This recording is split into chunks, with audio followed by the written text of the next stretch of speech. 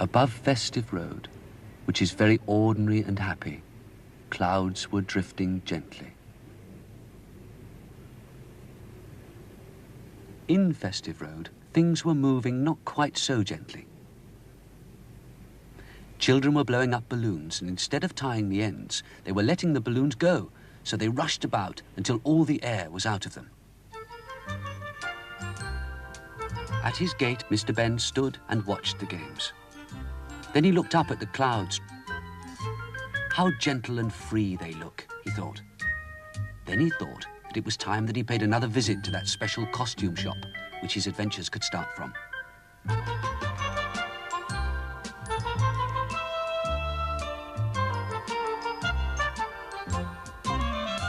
He started to look around the shop when, as if by magic, the shopkeeper appeared. "Good morning, sir," he said. "How nice to see you again. What would you like to try on today?" "What about this one?" said Mr. Benn. "Good," said the man. "See if it fits." And he looked towards the door of the fitting room in the corner of the shop. In the little room, Mr. Benn soon changed from his clothes into the other outfit.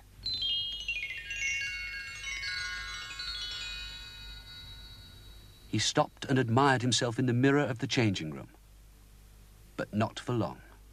He was too eager to go through the other door of the changing room, the door that would lead to... To what this time, wondered Mr. Benn.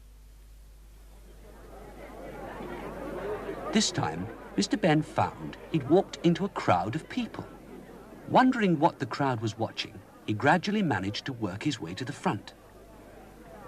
There stood 6 balloons in a line. Very large, decorated balloons with baskets hanging underneath for people to stand in. The balloons had 2 men in each basket.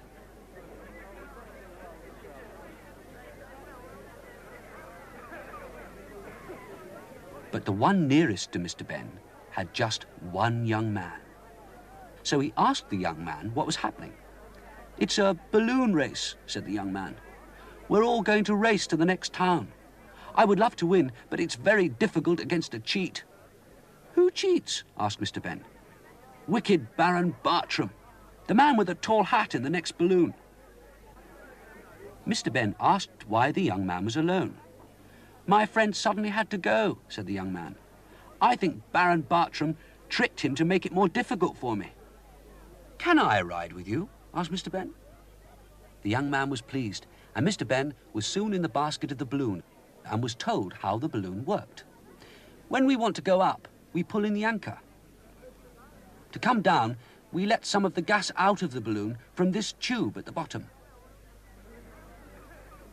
Mr. Benn looked at the other balloons. Apart from the young man's and the Baron's, they all had extra bits on. One had 2 sails.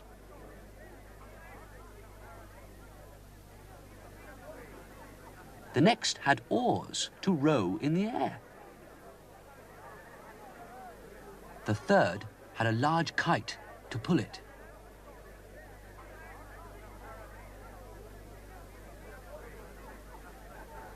The fourth had a large propeller. "I couldn't afford any extra bits," said the young man. "Anyway, I don't trust Baron Bartram. I'm sure he's done something to the other balloon so that he can win." Just then, there was a shout from the man who was going to start the race. He held a pistol above his head. "What shall I do?" asked Mr. Benn. "When he fires the starting pistol, pull in the anchor rope," said the young man. "On your marks," called the starter. "Get set. Go!" Quickly, each balloon crew pulled in their anchor. Mr. Benn pulled his in. The balloon started to rise, then stopped. He looked over the side and he noticed the balloon had been tied to the drain pipe of a cottage. "I'll bet that was Baron Bartram," he said. He gave a hard tug on the rope and part of the drain pipe came up with the rope. "We'll return it later," said Mr Benn. "It was the Baron, all right. Look at the other balloons. He's tried to stop us all." The first had lost one of its sails, and the balloon was spinning around in circles.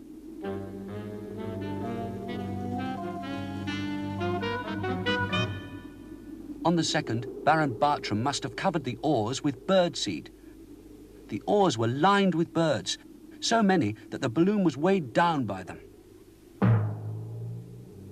The kite was pulling the next one more up than along, and the balloon was vanishing into the clouds. On the fourth, Bartram must have turned the propeller back to front. The balloon shot off at speed, but in the wrong direction. Baron Bartram, grinning and waving, was drifting on his way. He became a bit annoyed when he saw that the young man was not so far behind as he'd expected him to be. The two balloons drifted on. The crowds were left behind and they passed over open country. Slowly, they caught up Baron Bartram's balloon and then passed it.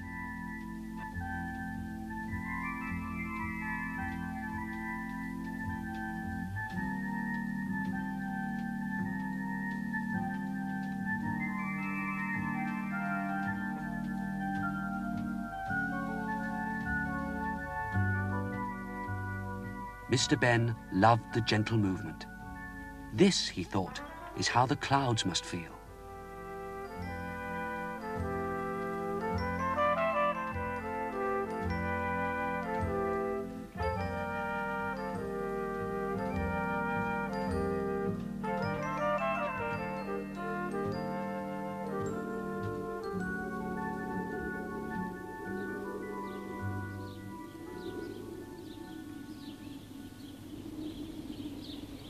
They passed over a small wood and then noticed that as Bartram was about to cross it, he lowered a rope.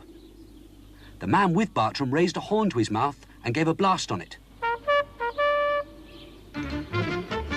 From out of the woods galloped a horse and rider. The rider grabbed the end of the rope and tied it to the saddle. Once the rope was fixed, the horse galloped off, pulling the balloon at a much faster pace. The young man and Mr Benn had gone well ahead, but now they were being caught up again. As Bartram passed, he gave a wicked grin and called, "Bad luck, but you don't really think I'd let you win, do you?" The young man watched Bartram get ahead and said, "There's nothing we can do now." "Perhaps there is," said Mr Benn, and he picked up the piece of drain pipe that had snapped off at the start of the race. He fixed one end of the pipe against the place where the gas could be let out and pointed the other end behind them. Some gas was let out, and the balloon shot forward and then slowed again. "Again," said Mr Benn.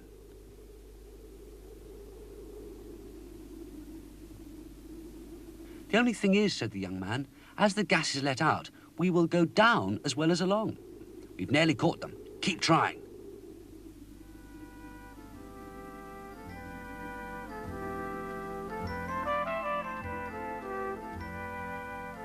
An extra strong blast from the balloon sent it rushing along, but getting lower.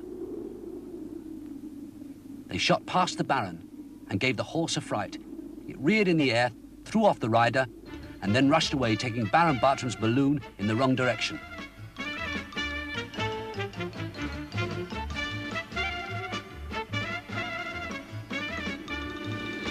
Their troubles were over. The balloon was quite low, but it drifted along just above the trees.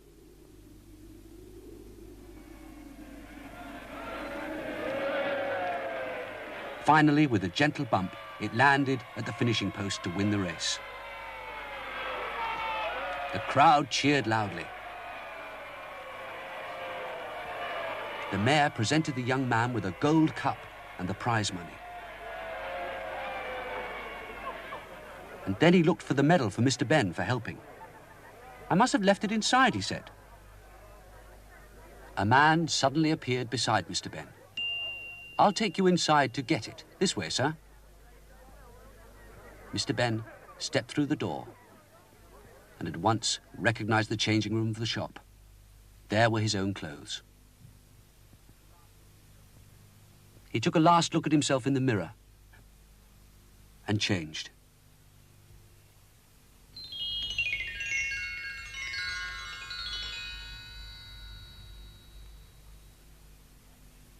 Back in the shop, he gave back the clothes.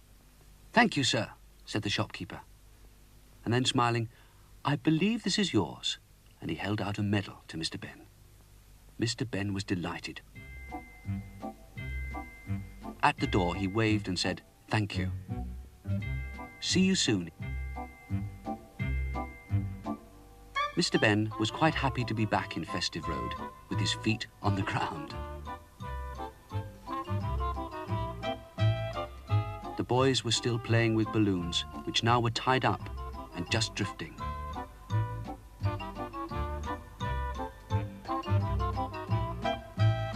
At his door, Mr. Benn took another look at the medal. It had a picture of a balloon with a large number 1 on it. "I'll keep it with my other souvenirs," he said. "It'll help me remember."